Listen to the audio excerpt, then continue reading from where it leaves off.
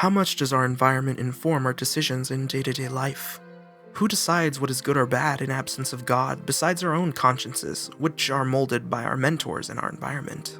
Most of us fall in line with what we're taught, never asking any burning questions, but to some, there's a moral compass ex nihilo that can't be changed no matter how you may try to convince them. Wortox is an imp who was under the wing of Krampus as they reveled in ruining the fun of anyone who was near, stealing things and causing chaos. Their mischief got progressively dastardlier until Krampus wanted to kidnap a baby beefalo, which Wortox couldn't abide, so attempted to free the poor calf. In the struggle, awakened was his control of and hunger for souls. He absorbed Krampus, an act for which his fur was stained red with naughtiness. With 200 health, 175 hunger, and 150 sanity, Wortox is presented with a choice: to use his abilities for the greater good, or to hoard its raw power for violence and destruction. My name is LimeLichen. Sink your teeth in and sacrifice the innocents as I talk about how it feels to play Wortox.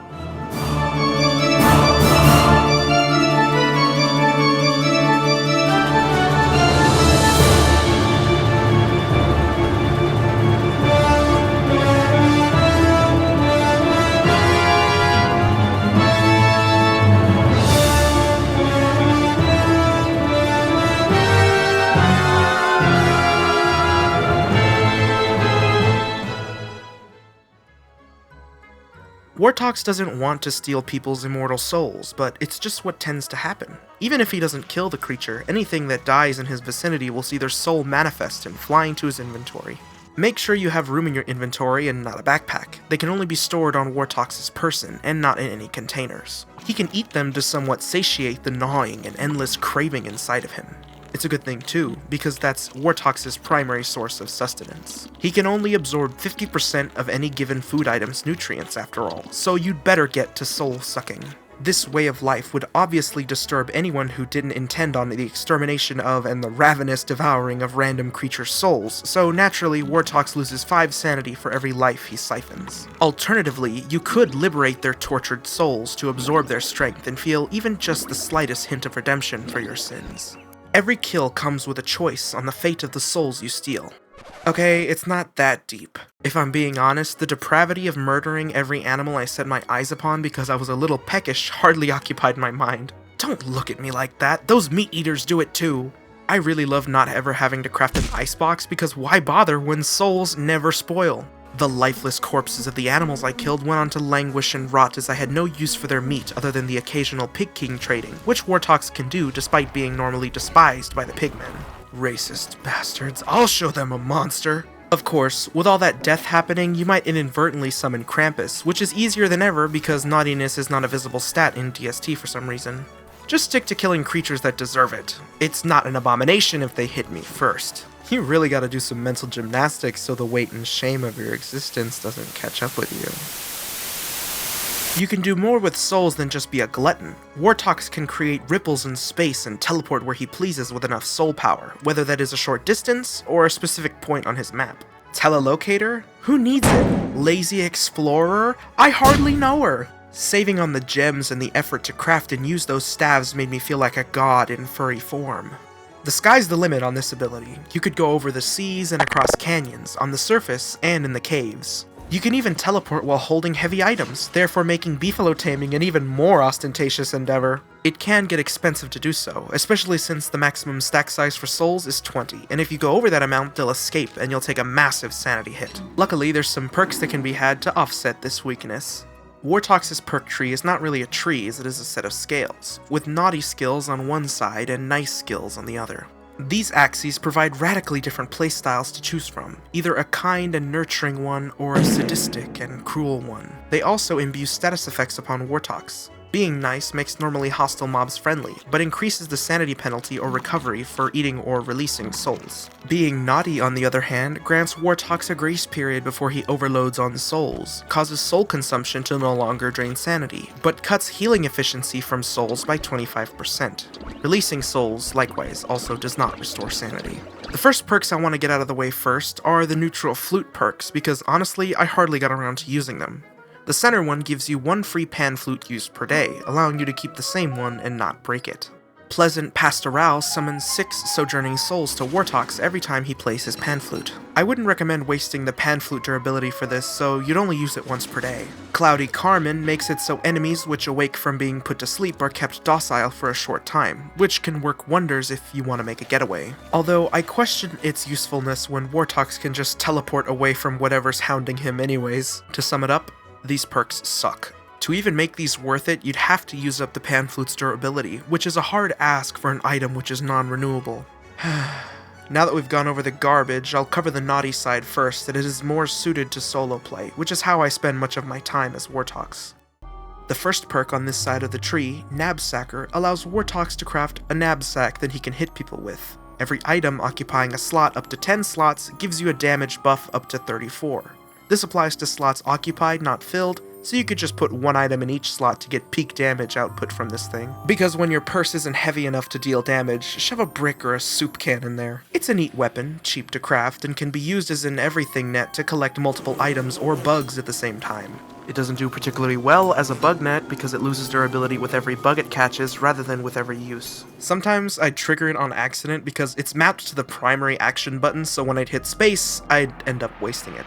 It can still serve as a cheaper replacement for a bug net as it doesn't require twigs or grass. And even if you don't use it for that, its combat capabilities more than make up for its mediocre network. The next perks make Wortox even more of a selfish imp by allowing him to carry more than 20 souls with the help of the soul jars. Using an empty bottle, some marble, and a red gem, you can use these jars to carry an entire 40 souls each in your inventory without overloading yourself. You can't use them once they're in there, and you'll have to open them and place the souls back into your inventory, but it's essential if you tend to use soul hopping abilities a lot, as well as the other jar perks which can expand your souls on hand capacity and increase your knapsack damage with the amount of souls you have stored away, up to 100 souls, which gives you the equivalent of a dark sword with no sanity penalty, cheaper materials, and much more durability. I haven't even talked about the best method of attaining souls, which can be unlocked to you by taking all the soul-piercing perks. With these, souls can be made to fly towards you from farther away and deal damage as they pass through creatures, also stacking with Covetous Collector. They can also stagger themselves, so they'll do a little backstep before they fly towards you. If you go to low health and high population enemies like bees or spiders, you can bunch them up, kill a few, and soul hop between them to absolutely shred them. As they die, they'll release more and more souls, dealing even more obscene amounts of damage. Watching the cascades of souls and the death that follows is the most satisfying part of the naughty gameplay. You can do the same with bosses if you goad them into killing bees, and watch as their massive health bars dissolve in the face of true power. It's great for Fuel Weaver if you happen to have access to some 2,000 killer bees.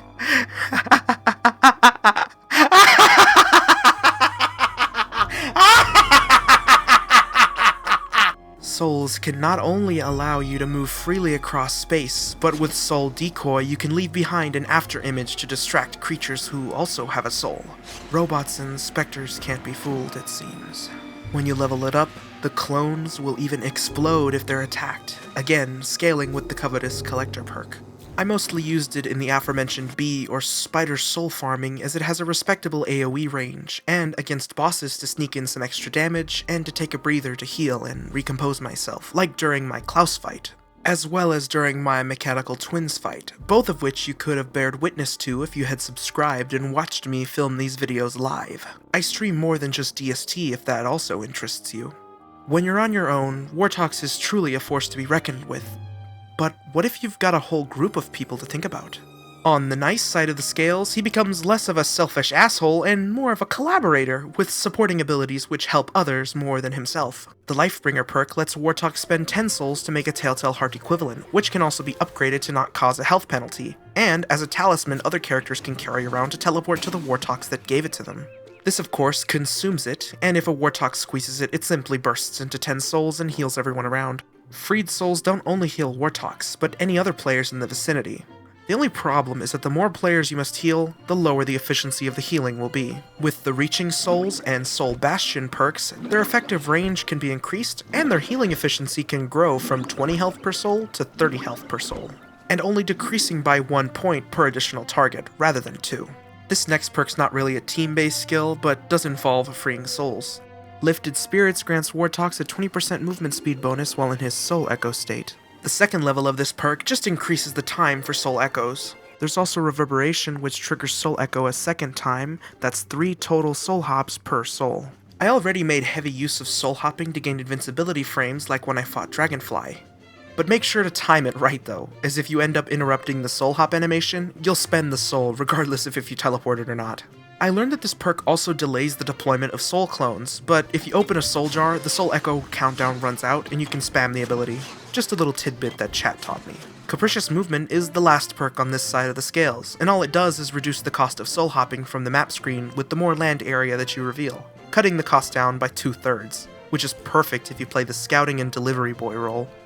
I've saved the affinity perks for last because they required understanding how the other perks worked as well, and are even more niche than the flute perks. Shadow Harvester gives the Shadow Reaper 1 AoE blast attack during Soul Echo, and the Lunar Swindler lets you take 1 free hit with the Brightshade Helm during Soul Echo, turning it into a slightly superior version of the Bone Helm since it doesn't consume its durability. I really dislike these perks because they only give you a chance to use them once per Soul Echo, and no, Capricious Movement won't give you another one. Lunar Swindler is especially stupid because if you're good at the game, you won't ever get to use it. Don't even waste your time with these. Team comp matters more than ever for nice Wortox, as his main methods of soul farming are not available to him. Wendy's sister Abigail can be used to great effect to farm massive amounts of souls. Likewise, Willow's spontaneous combustion ability also results in a high death toll. You'll also get a 2-in-1 deal, as creatures dying by Willow's fire and next to Wortox will drop both souls and embers. I don't even understand how that works. I thought we all only had 1 soul inside of us. Well, bosses do drop more than 1, but I always chalked it up to that being their last meal souls being within them. Anyways, Wortox's healing can come in handy for characters like Wormwood, who cannot heal through eating at all and can help farm living logs, Woody, who can't use items in his beast modes, Warley, who gets an increasingly oppressive nutrient penalty with repeated eating, and Wirt, who has a high health pool but restricted access to healing food like pierogies. Wortox also dethrones the former champion of exploration, Wickerbottom, with his infinite range teleportation. Her book Birds of the World does aid in farming souls, but not in any quicker way than with bees. Even when his offensive capabilities are neutered, Wortox is still a better pick than most characters. And yet again, Clay has outdone themselves in crafting a supremely outrageously powerful character and locking them behind a paywall. They know the chaos they unleashed when they designed this character, even before his skill tree update. It would be foolish not to buy him, so give him a whirl and realize just how it feels to play Wortox. Thank you so much for watching, and a special thanks to my channel members, Tarachnid, Gummer, Wolfie, and Desmond. Become a member today to access previews and final versions of videos early and gain the use of custom emojis during live streams. A poll won't be posted after this video, as you folks already voted on who will come next. I'll see you there, and remember, stay sour.